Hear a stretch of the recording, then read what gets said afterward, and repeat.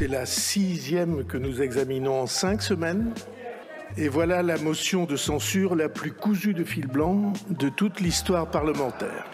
En gros, parce que pour ceux qui n'ont pas suivi, il y a eu les motions de censure déposées par la FI où il y avait une petite chance de vraiment censurer Bayrou, où le PS n'y est pas allé en espérant que Bayrou soit un peu gentil avec eux. Et là, du coup, le PS, pour essayer de montrer qu'ils sont quand même de gauche, ils ont voté une motion de censure qui ne met pas en danger le gouvernement sur un truc symbolique où ils savaient que personne d'autre allait la voter. Et du coup, Bayrou se moque d'eux en disant « Mais vous faites ça pour essayer de me ridiculiser, pour essayer un peu de contrecarrer les éléments de langage de la FI contre vous, comme quoi vous êtes des suceurs du gouvernement, mais en fait, du coup, personne vous respecte. » Une motion de censure dont un des mieux informés de cette Assemblée, ancien premier secrétaire du Parti socialiste et ancien président de la République française, a dit textuellement « Ce n'est pas une motion de censure pour faire tomber le gouvernement, c'est une motion de censure pour montrer que nous sommes dans l'opposition. » Waouh.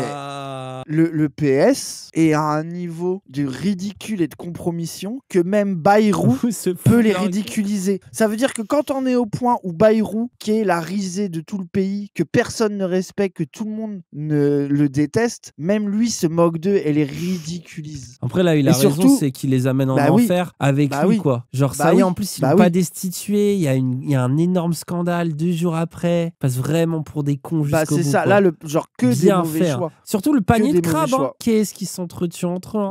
Parce que au moment du budget, si le PS y avait été, il y avait un monde où ça pouvait faire tomber Bayrou. Et c'est vraiment le PS qui a choisi de le sauver. Hein. Il a vraiment été sauvé par le Parti socialiste pour après avoir le scandale Mediapart et pour après l'avoir lui rigolard qui se moque d'eux. Parce que là aussi où tu vois l'attitude de Bayrou et des macronistes envers le PS, c'est de dire mais faut me sucer jusqu'au bout sinon je vais vous terminer. C'est vraiment le truc de va falloir. Et aussi ça, je pense que c'est une attaque des macronistes aussi de dire au PS choisissez votre camp. Vous allez pas pouvoir sauver notre cul pour qu'on reste au gouvernement et après essayer de montrer que vous êtes quand même dans l'opposition en faisant les trucs. Choisissez votre camp parce que là, ce que tout le monde voit, Macron comme la LFI et les autres, c'est que le PS se font détester de tout le monde. En fait, le PS n'a plus aucun allié puisque la FI et les autres sont en colère qu'ils les aient pas suivis sur leur motion de censure et les macronistes sont en colère contre eux parce qu'ils les attaquent sur leur politique. Du coup, ils sont en train de s'isoler. Je ne comprends pas leur stratégie, elle n'a pas de sens. La LFI, oui, j'ai décidé de dire tout le temps la LFI maintenant. C'est la LFI. Ça valait le coup de voter un budget. Hein. Les fameux compromis, de la responsabilité. Je comprends pas ce qu'ils font. Ça permet de sauver 3 chats dans les arbres et de mettre 2 profs en plus. Bon, ce qui avait été annulé d'ailleurs la seconde d'après. Ah bah en fait, oui. Mais moi, je ne comprends pas ce qu'ils essayent de faire.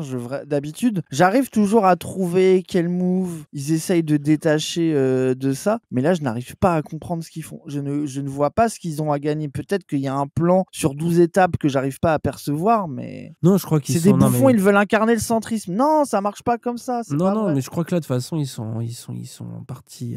je pense qu'ils se sont en dit... fight for all, là, tu sais. À mon avis, il y a ça. Et je pense qu'ils se sont dit que la France insoumise, ils étaient en minorité dans le pays et que tout le monde en avait marre du bruit et de la fureur et du fait de bloquer. Et ils se sont dit que pour se singulariser, fallait refuser la motion de censure et laisser Bayrou gouverner et qu'ils ne s'attendaient pas au retour de bâton de la gauche qui leur a dit fallait censurer et surtout qu'ils ne s'attendaient pas au scandale sur Bayrou, au niveau de dinguerie que dit Bayrou, au niveau de soutien des politiques racistes, Retailleau, etc. et que ils se sont fait avoir et qu'ils se sont dit bon, nous c'est notre manière de se rendre respectable et en fait tout le monde déteste Bayrou et Macron, ils ont oublié Après, ça. est-ce que c'est pas et ils se sont dit en panique bon vas-y, faut qu'on essaye de revenir un peu dans l'opposition. Parce que tu vois, parce que nous on est de gauche donc on est en mode le PS à gauche, c'est sensu qui vont nous trahir, il faut pas s'allier avec eux parce que quand tu t'allies avec eux en fait c'est des hypocrites qui vont pas dans ton sens, mais on oublie que le PS qui s'allie avec les autres, c'est pareil en fait, tu vois. Est-ce qu'au final c'est pas juste le PS being le PS, c'est-à-dire ils font des compromis et des alliances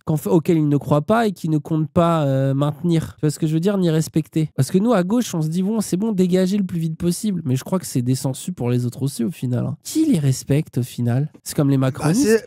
C'est ça, on est d'accord qu'ils ont rien à gagner. Ils devraient finir ensemble, mais bon, ils se détestent trop aussi. Et tant mieux, moi j'ai envie de dire quelque part, tant mieux. Tu vois, tant mieux pour nous et tant mieux. Personne n'a rien à gagner là-dedans. Après, c'est malheureux pour le pays, frère, le fait que... Bah ouais, la LFI va mal s'en sortir avec ça. Si l'on peut dire une motion de censure à faux, une motion de censure à blanc, après avoir à juste titre refusé 4 motions de censure à balles réelles contre le gouvernement et qui auraient été contre la France. Le parti de François Mitterrand et de Jacques Delors, dont j'imagine vous devez bien avoir dans vos locaux des portraits, réduit à une motion de censure pour faire semblant. Ah ouais.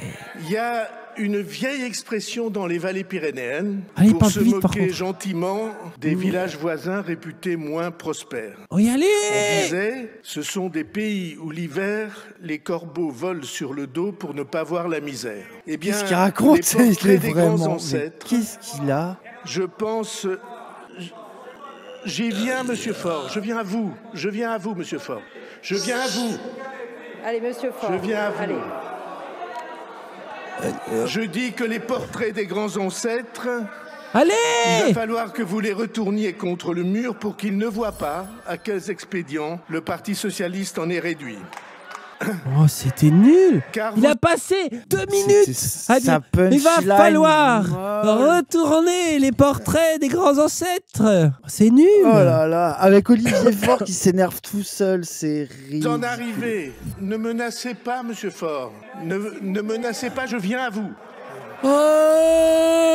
Et donc, vous en arrivez au moment où la planète chancelle sur ses bases, où le danger est partout, ah ouais, où la merci. guerre d'agression de Poutine fait rage en Ukraine, où la Chine déploie sa puissance pour nous soumettre économiquement, au moment où le 47e président des États-Unis évoque rien moins que l'annexion du canal de Panama, de Gaza et du Groenland. Ah, on a quelque chose à faire de Gaza maintenant. Bah, si c'est Trump qui récupère le bébé, oui, ils en ont quelque chose à foutre. Ensemble et là, moi je veux des hôtels aussi, moi. Voilà une motion de censure pour faire semblant, de manière à enlever à Jean-Luc Mélenchon un angle de sarcasme contre vous. Ah, c'était ça qu'on voulait. Mais vous ne détournerez rien, car vous aurez les sarcasmes et vous aurez le ridicule. Je dis cela avec tristesse. J'expliquerai à la fin de ce propos pourquoi je pense, et pas d'aujourd'hui, que la démocratie française a besoin de socialistes libres, comme elle a besoin de gaullistes libres, de démocrates libres, de grands partis réformistes de gouvernement, à côté ou en face des mouvements protestataires, contestataires, plus radicaux, les uns sur la ligne nationaliste. Il a dit vous êtes trop de gauche pour moi, trop proche de Mélenchon là, on est d'accord. Oui, oui.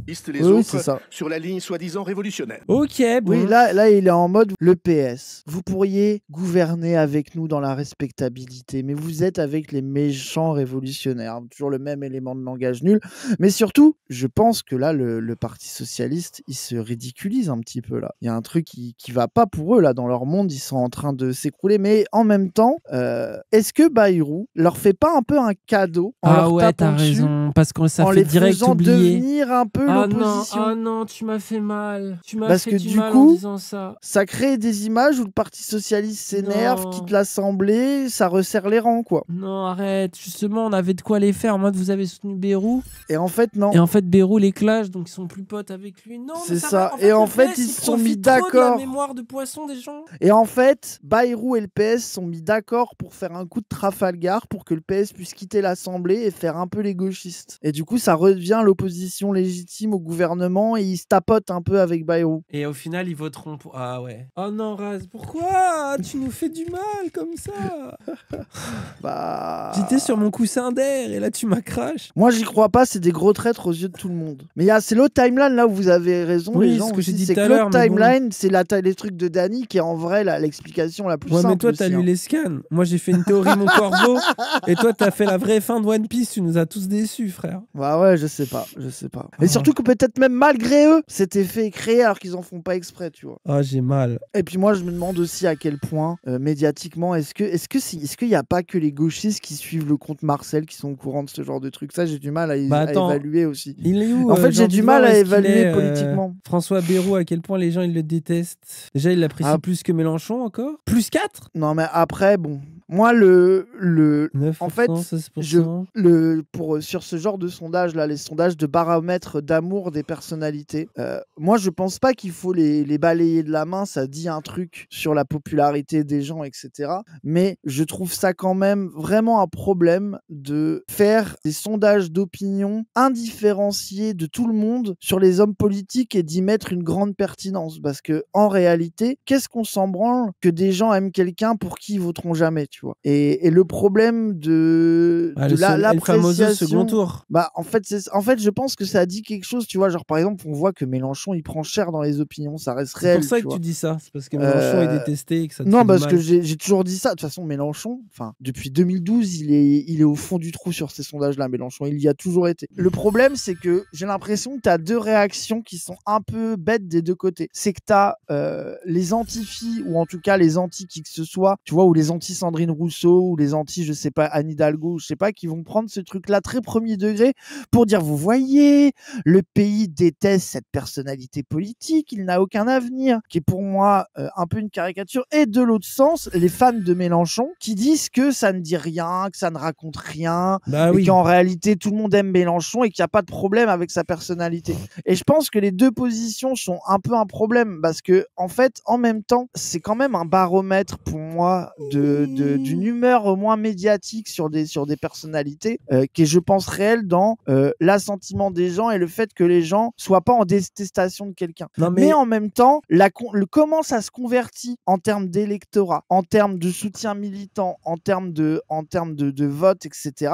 Je trouve que ça crée un peu de l'illusion sur ça et surtout, ça a un intérêt, c'est le côté un peu prophétie autoréalisatrice, quoi. Mélenchon, il a toujours été à 70, 75, 80% de hate dans le pays. Ça veut dire que tu as toujours eu des sondages qui disent que 80% du pays le déteste.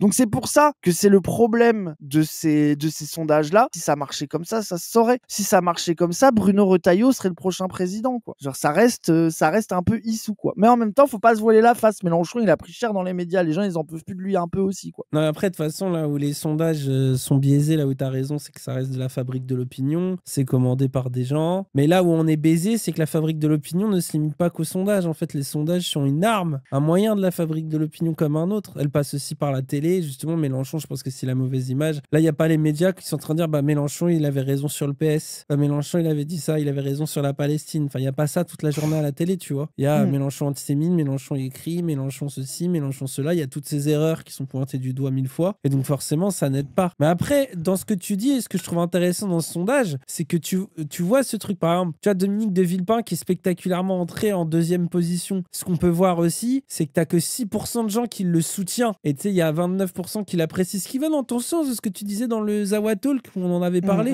où tu avais dit, oui, d'accord, tout le monde aime bien Villepin, mais ça va faire un effet Ruffin, où finalement tout le monde va bien l'aimer, mais personne va voter pour lui parce que tout le monde l'aime bien et il n'a pas de base. Bah là, ça se voit, il n'y a que 6% de gens qui sont en mode Villepin président, je caricature ce que ça veut dire. C'est une stat qui est folle quand même. Oui, mais t'en as par contre 29% qui l'apprécient et très peu de gens qui l'apprécient pas par contre, ce qui ferait de lui un candidat entre guillemets idéal de second tour, lol, si on réfléchit comme un Ruffin. D'ailleurs, quand on regarde Ruffin, ce qui est fascinant, ça il le dit pas, c'est que la moitié des gens le connaissent en fait. Regardez Ruffin, au final il est apprécié, mais surtout aussi il est surtout un petit peu inconnu, quoi. Vite fait, il y a un truc qu'il faut que vous voyez. Pourquoi le sondage, le graphique, rien que ça, pour voir comment ces gens, comment cluster, comment ils réfléchissent. T'as seulement 6% de différence, 7% de différence d'amour entre Mélenchon et Ruffin. Pourtant, Mélenchon, il est en rouge et Ruffin, il est en vert. Tu regardes le graphique, on dirait que 70% des gens aiment Ruffin, alors qu'il y a que 28%, 26% des gens qui l'aiment. Il y a que, entre guillemets, 7% de différence, ce qui est en vrai assez peu. Et même par rapport à Marine Le Pen, tu sais, on dirait que Marine Le Pen, genre, tu vois, en réalité, tu regardes le top du tableau, il y a 36% des gens qui aiment Marine Le Pen, mais seulement 20% qui la soutiennent. C'est très peu, en réalité. Et je trouve ça triste, d'ailleurs, que Marine Le Pen soit maintenant en dessous Mélenchon en termes de détestation. Regarde, il y a aussi un truc qui est intéressant. Faut pas être d'élu. C'est que globalement, les gens qui ont peu de chiffres, on vous l'appréciez pas, c'est des gens que personne connaît, quoi. Les gens, dès qu'ils sont... ça, c'est intéressant. Ruffin, par exemple, c'est ça. Ruffin, qui est l'un des moins connus du truc. Hein. Donc, pour moi... Et mais Ruffin qui a pas un énorme soutien, moins que Mélenchon. Moi, je trouve qu'on fait des plans sur la comète, sur un truc un peu de la merde. Mais après, on a toujours dit ça, des sondages. On dirait, là, on dirait que tu fais une vidéo blast. Je vais vous expliquer l'habitus à un public de gauche, frère. Qu'est-ce que tu nous fais? Mais du coup, pourquoi? On disait ça en 2013. Alors, du coup, pourquoi on se matrix avec ça? Alors, du coup, c'est pas qu'on se matrix, c'est que qu'est-ce qui est intéressant? Sauf que les sondages, ils sont aussi souvent, surtout Cluster 17, c'est pas votre truc préféré, les insoumis, normalement. C'est le seul Pourquoi ? qui... Ah, il a bien dit que le Star 17, c'est le plus proche sur là où est Mélenchon. J'adore que le Star 17, parce qu'ils nous mettent un peu plus haut. Ils avaient raison pour le NFP. Ils avaient raison pour l'élection Bah non, législative. ils étaient Cluster 17, pas du tout. Ils avaient un petit point en dessous, mais c'était les plus proches. Ils étaient à un point près, c'était la même. Ras qui découvre l'eau chaude. Oui, un petit peu. Hein. Bah non, c'est mais vous. surtout que gros... Non, mais après... C'est toi, Dany, qui veut voter PS parce que tu vois ça et que les gens, ils aiment pas Mélenchon. C'est pas moi. C'est pas parce que tu n'arrives pas à handle le fait que Mélenchon est détesté par les 2/3 du pays qu'il faut que tu sois dans le déni des sondages. Alors. Par exemple, moi, ce que je trouve intéressant, c'est Marine Le Pen à ce niveau de détestation-là, avec l'intégralité des médias qui lui sucent la bite. Moi, je trouve que c'est un indicateur qui est d'autant plus intéressant. C'est que Marine Le Pen, avec une campagne médiatique qui va dans son sens depuis des années, arrive à être autant détestée. C'est pour ça que Mélenchon est populaire sur les réseaux sociaux, où c'est beaucoup plus faire et où il peut aussi dire ses trucs. Sauf qu'on reste dans ce problème que Marine Le Pen, bah oui, elle convainc surtout énormément. Voilà, regarde, par exemple, c'est la moins inconnue de toutes les personnalités publiques, quoi. C'est ce qui est fou. Ça veut dire son omniprésence, comment les gens la trouvent sympathique, dont les gens qui regardent la télé. Oui, ça dit quelque chose. Les sondages disent quelque chose de la fabrique de l'opinion. Oui, je me répète. Ouais, c'est ça. Bah oui. Mais sauf que ce qui est triste, c'est que l'élection, elle est dans 3 ans, dans 2 ans, et que les gens, ils vont pas fermer leur télé, ils vont pas changer d'avis comme ça pour se dire, d'un coup, on va se mettre à aimer Mélenchon. Mais de toute façon, je veux dire, la réalité de la gauche qui est en train de perdre, elle dépend pas de l'opinion publique out of nowhere, de sondages, parce que le problème, c'est la pensée magique des sondages. L'angoisse de Jean-Luc Mélenchon, qui est incapable de gagner parce que les médias le terminent, elle est vraie depuis 2017. Je veux dire, depuis 2017, c'est ce qui fait que la gauche ne peut pas gagner. De toute façon, ça reste le truc qui est Après, évident, oui, justement, si je lis ça comme un insoumis, moi, je me dis, il est comme d'hab, ils le mettent à 10%. Et comme d'hab, quand ça va commencer à faire la fin de la campagne, les gens vont se rallier à lui, il va faire 20. Ça, moi, j'ai aucun doute qu'il fera 22, voire 24. Hein. Même d'ailleurs, si je suis les autres projections, celle de Position Revue, par exemple, qu'il a fait, moi, je pense que il peut faire un petit 24 et a une possibilité de se retrouver au second tour. La grande difficulté réside qui va affronter. Sauf que la chance est qu'il risque d'affronter Marine Le Pen, qui est presque aussi détestée que lui. Là, moi, je suis d'accord avec toi. Non, mais après, moi le problème, c'est que s'il affronte Marine Le Pen, le problème, c'est le barrage républicain médiatique qui ira vers Marine Le Pen. Bah oui, possible. C'est pas la détestation du pays. Le problème, c'est que tu fais plus de politique en réfléchissant avec ces trucs-là. Moi, c'est ça qui m'énerve. Mais c'est un outil de merde, tout le monde l'a dit, c'est bon. Bah voilà, donc du coup, pourquoi l'utiliser ? Ah, mais moi, de toute façon, je trouve qu'il faudrait les interdire, de toute façon. Donc, c'est pas moi que tu vas convaincre sur ça. Hein. Moi, je pense que c'est vraiment un truc qui bousille tout, quoi. Je comprends pas pourquoi on regarde ça. Bah après, on est obligé de les regarder, les gens, parce que le problème, c'est que l'intégralité des normies et des journalistes ne réfléchissent qu'à partir de ça.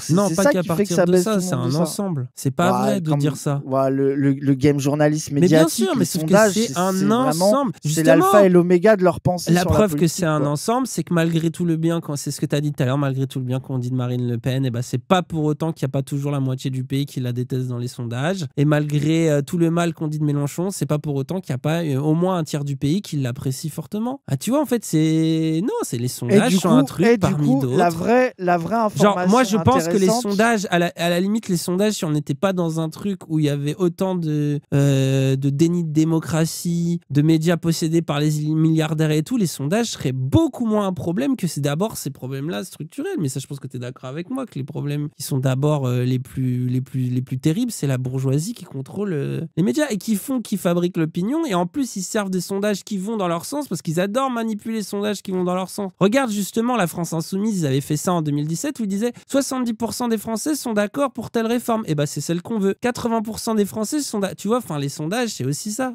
Souvent, ils utilisent 85% des gens ne peuvent plus de l'immigration. Qu'est-ce que vous en pensez ? Et tu regardes le point auquel les sondages, ça commence à s'écrouler. Les dernières législatives le prouvent aussi, quoi. C'est aussi pour ça où moi, je trouve qu'à un moment donné, faut se battre contre le fait de les croire, quoi. De plus en plus, ça devient important, quoi. Tu regardes les dernières législatives, gros, c'est pas les blagues sur Cluster et les 2 points en moins de Mélenchon, les dernières législatives. Là, c'est un niveau d'erreur qui est historique. Ah oui, bien sûr. C'est qu'il y a vraiment un problème. Mais l'existence du bloc, tu vois, l'existence du bloc PS, pour moi, ouais, la claque dans la gueule, ça a été quand même quand tu vois le score Glucksmann, que tu vois qu'à quel point il est là, quoi. Qui est toujours le socle, les Verts. Enfin, tu vois, aux européenennes, tu vois que ça continue. Moi, je trouve d'être aussi présent. Non, mais c'était pas une surprise. Mais ça reste le truc de ah putain, c'est encore cette sauce de et oui, c'est vrai que les gens qui ont voté Mélenchon en ayant mal au cul en 2022, et ben dès qu'ils ont pu, ils ont été votés Glucksmann comme ils ont voté les Verts, quoi. Tu vois le truc de et heureusement que la France Insoumise a monté son score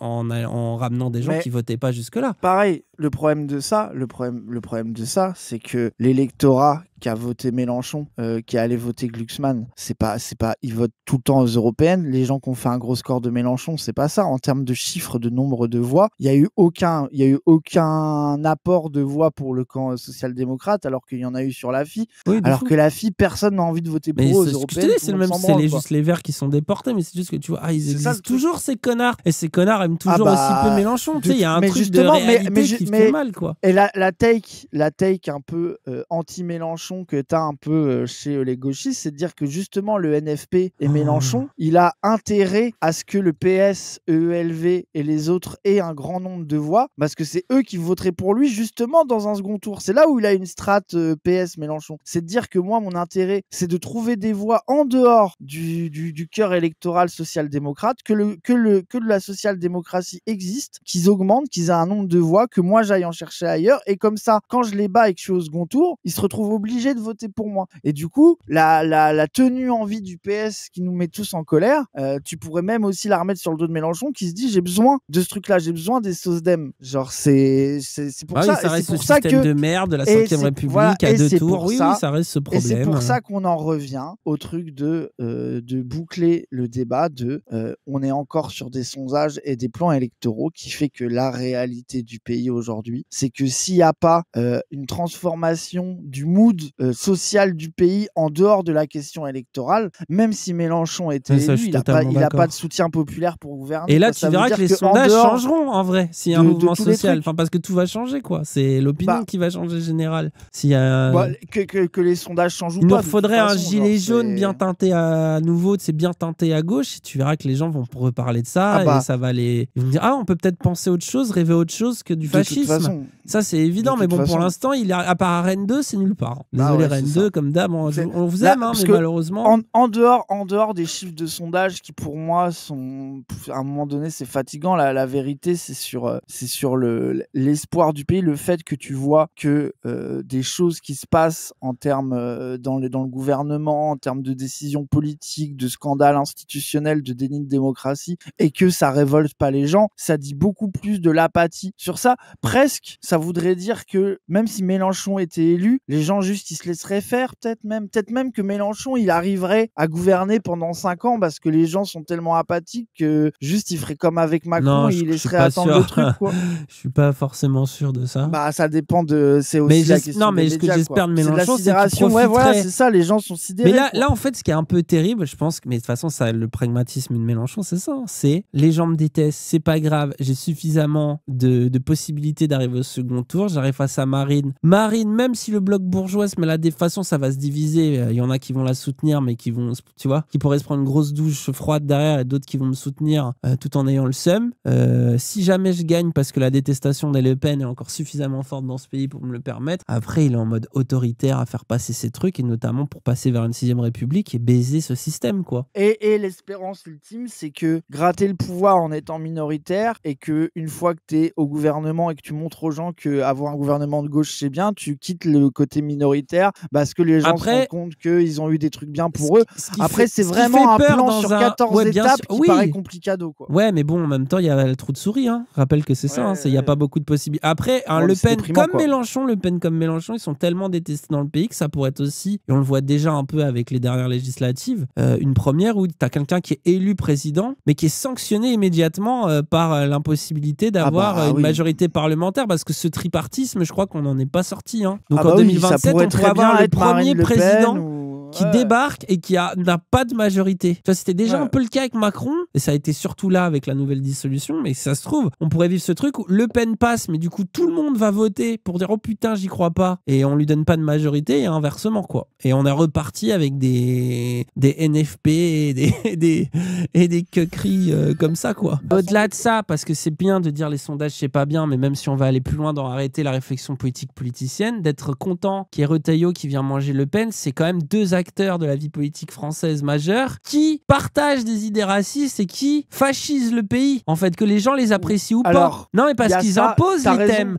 Parce qu'ils imposent. Regarde le fait que le LR va se dire ah oui, en fait, je vais. Tu sais, Darmanin qui dit à Le Pen, vous êtes un peu molle. C'est ça aussi, tu vois. C'est ce moment où on dit allez, un petit peu plus de fascistes dans le pays de manière générale. Et même dans la bourgeoisie de droite qui vote LR, qui devient. Faut pas oublier que la bourgeoisie de droite qui vote LR, ils ont toujours été des fachos, ils ont toujours été racistes et que ça crée une ambiance fasciste dans le pays. Moi, je suis d'accord avec toi, mais que c'est aussi du mouvement interne à un électorat. Entre guillemets, c'est pas des fachos en plus, c'est des fachos qui, le libéralisme mou, LR, ils sont partis chez Marine Le Pen et tu vois, tu sais, c'est comme. Bah c'est ça qui peut aussi être badant.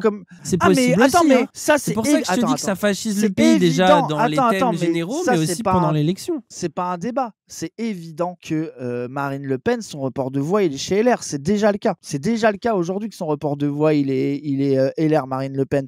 Et la différence, c'est que Macron, qui était un libéral, il est arrivé un peu à récup le petit bout de LR, un peu plus libéral, qui aime pas le RN, alors que la gauche, eux, ils les auront pas, tu vois. Donc ça reste un truc. Mais ce que je veux dire, c'est que en réalité, il y a quand même une base électorale qui se partage et qui est mouvante à l'intérieur. Et l'intérêt, c'est que plus ça se divise, mieux c'est, quoi. Mais de toute façon, la vérité, le seul constat évident qui est l'obstacle pour chaque putain de personne qui veut jouer le jeu électoral aujourd'hui en France, c'est le blocage institutionnel. C'est que les institutions de la Cinquième République ne sont plus compatibles avec la manière dont la politique se déroule dans le pays. Et ça, c'est le truc. Que ça dévoile ces sondages, mais surtout, enfin pas ces sondages, mais la vérité politique du pays que traduisent ces sondages, c'est qu'on est dans une crise institutionnelle, quoi. On n'en est pas sorti. De toute façon, c'est ce que surtout dévoile la dissolution, les deux dernières législatives, même j'ai envie de dire la dernière élection présidentielle avec les fameux 3 blocs, quoi. On est dans cette sauce et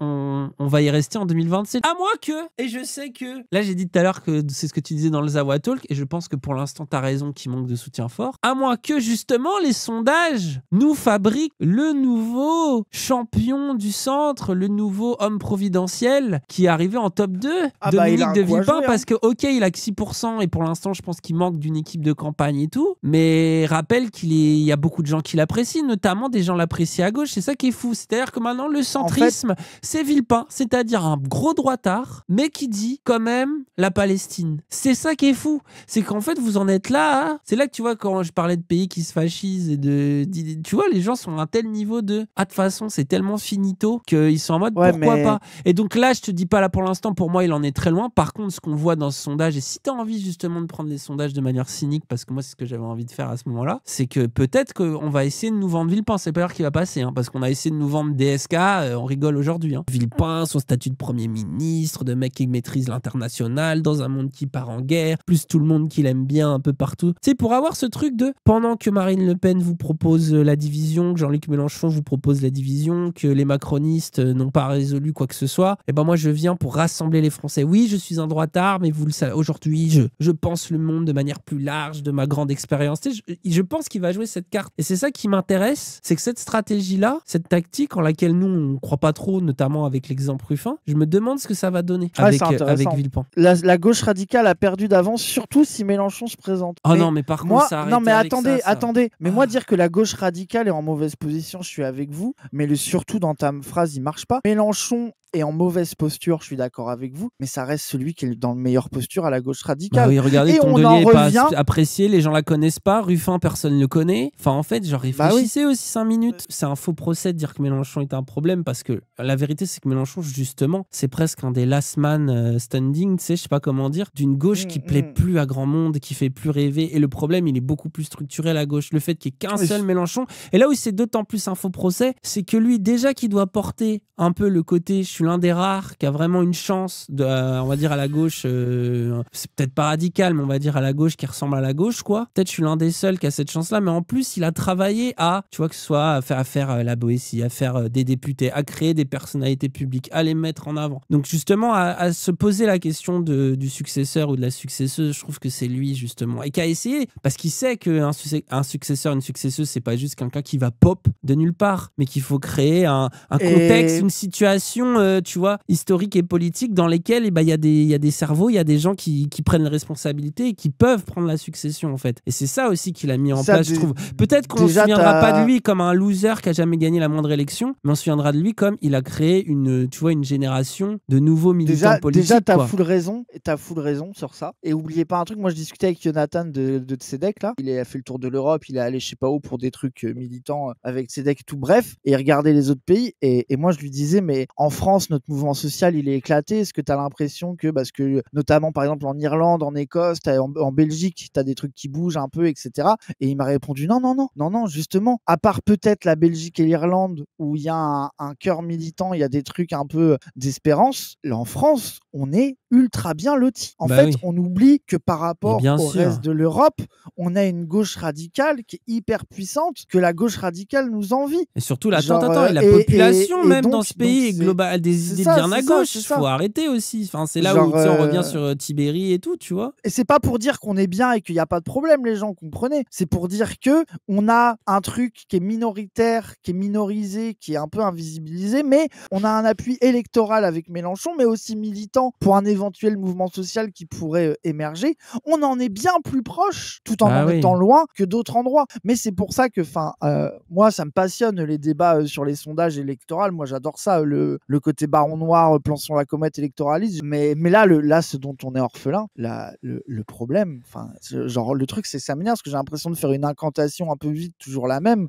Mais c'est le mouvement social, quoi. Bah oui, mais genre, c'est ça. Désolé, mais surtout c'est ça. Là, c'est le constat face auquel on est, quoi. Moi, le truc qui m'énerve et parce que les sondages, ils ont compris limite parfois trop que ça y est, c'était pas bien. Mais le truc qui m'énerve, c'est la question successeur-successeuse. C'est qu'on s'en branle de cette question. Mélenchon, c'est l'arbre qui cache la forêt. Oui, c'est-à-dire qu'une fois que Mélenchon disparaît, on se rend compte que la forêt, elle est moche et que des candidats comme lui, il y en a presque pas pour l'instant. Mais par contre, il y a quand même, et c'est là où tu as raison, un bassin, tu vois, à gauche, de gens, de militants, d'intellectuels. Ça va, on n'est pas non plus si orphelin que ça. C'est pas parce que demain Mélenchon il meurt tragiquement que ça y est, on va être dépossédé de Zawaprod, de Blast, d'intellectuels, tu vois, de, je sais pas, Lordon, mais même de l'extrême gauche française, je dis n'importe quoi, de révolution permanente, j'en sais rien, je dis de la CGT, je dis n'importe quoi, je dis un peu tout et son contraire, mais vous comprenez, pour dire que c'est pas parce qu'il y a lui qui disparaît que ça y est, c'est fini, on n'a plus rien, que tout va devenir fasciste, que Navo et Kian qu'aujourd'hui vont écrire Bref 3 et ça sera pourquoi on devient en fait giga fasciste et misogyne. Ça se passe pas comme ça, il y a quand même des gens qui ont des opinions, qui vont les garder, qui ont été structurés. Par contre, ouais, on reste quand même dans une situation fragile. Moi, je trouve la culture de gauche, elle est fragile. On n'est pas si nombreux et nombreuses que ça. On l'est suffisamment, plus que d'autres,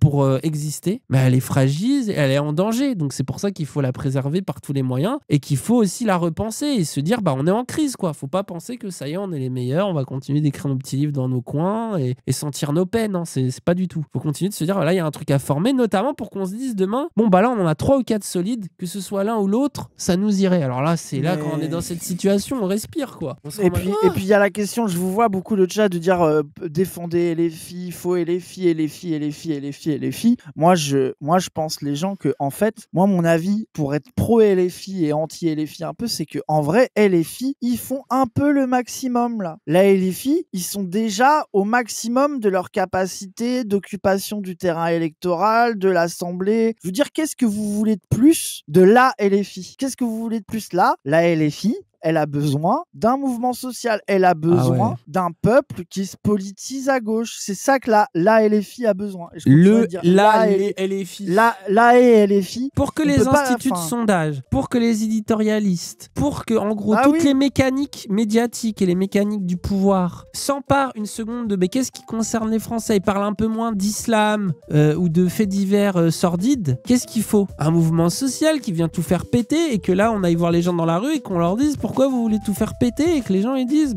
ça, il faudrait ça et que là on nous en fait 70% des Français sont pour une augmentation du SMIC et tu sais que ça les met mal à l'aise. C'est aussi à ça que ça sert.